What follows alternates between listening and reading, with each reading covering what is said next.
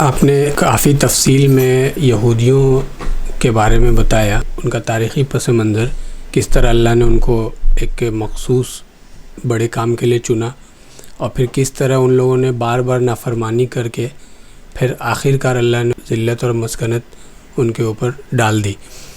تو کیا یہ ذلت اور مسکنت یہودیوں پہ عمومی ہے، سارے یہودی اس کے لیے انٹائٹلڈ ہیں، یا پھر وہ یہودی جو اپنے آپ کو ان کی تعلیمات کے اعتبار سے اپنے آپ کو راہ راست پہ رکھنے کی کوشش کریں گے آج کے زمانے میں بھی، تو ان کے ساتھ کیا معاملہ ہوگا؟ میں نے یہ پہلے بھی عرض کیا تھا کہ توبہ کا دروازہ سب کے لیے کھلا ہوا ہے، توبہ کا دروازہ کبھی بند نہیں ہوتا ہے۔ یہ یہودیوں کے لیے بھی کھلا ہوا ہے، عیسائیوں کے لیے بھی کھلا ہوا ہے، اور مسلمانوں کے لیے بھی کھلا ہوا ہے۔ تو آج اگر کوئی یہودی توبہ کرتا ہے یا اس بات کی پوری کوشش کرتا ہے کہ جو کچھ اس کے پاس موجود ہے، یعنی Bible, old testament, new testament, اس پر وہ پوری طرح پریکٹس کرے، وہ عمل پیرا ہو جائے، تو بلا شبہ وہ اللہ کے یہاں قابل قبول ہوگا۔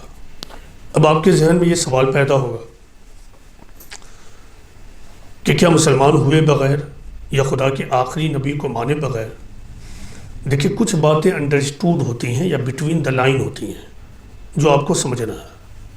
جب یہ کہا جاتا ہے کہ توبہ کا دروازہ کبھی بند نہیں ہوگا، اور پھر یہ کہ جو آدمی بھی تورات کو، بائبل کو پوری طرح اپنا لے، تو جب وہ پوری طرح اپنائے گا تو ایٹ دی اینڈ وہیں پہنچ جائے گا جہاں اسے پہنچنا تھا۔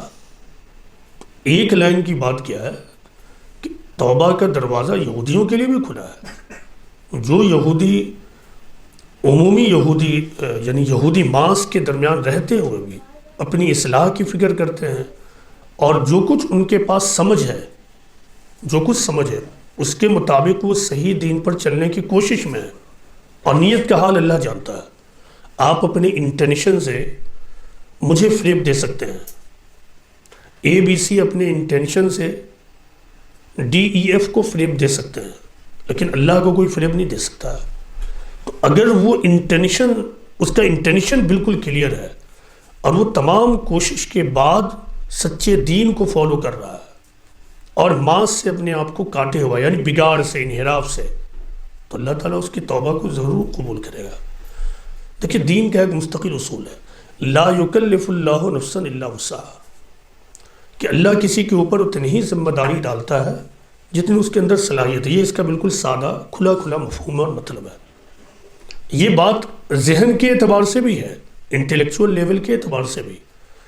ایک آدمی کا وہ انٹلیکچول لیول نہیں ہے کہ وہ کسی چیز کو آخری درجے میں جا کر ریسرچ کر لے اور ریئلٹی تک پہنچ جائے، لیکن اس کا جو بھی انٹلیکٹ ہے، مائنڈ ہے، ذہن ہے، اس کو استعمال کر کر وہ ٹروتھ تک پہنچنے کی کوشش میں رہتا ہے، تو اللہ ضرور اس کو قبول کرے گا۔ تو یہ ہے پوری بات۔